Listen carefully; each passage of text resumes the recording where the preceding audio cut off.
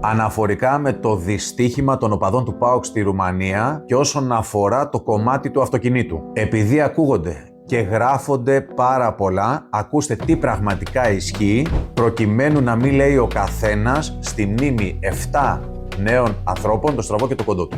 Για να οδηγήσει κάποιος ένα τέτοιο όχημα, χρειάζεται δίπλωμα αυτοκινήτου και όχι δίπλωμα για επαγγελματικό όχημα. Επιπλέον, δεν χρειάζεται να υπάρχει δεύτερος οδηγός. Στην περίπτωση που το μισθώσουμε, νοικιάσουμε, δεν απαιτείται κάτι άλλο παρά μόνο το δίπλωμα και μία εγγύηση. Ό,τι ισχύει με ένα ΙΧ επιβατικό αυτοκίνητο, ισχύει και με το συγκεκριμένο όχημα.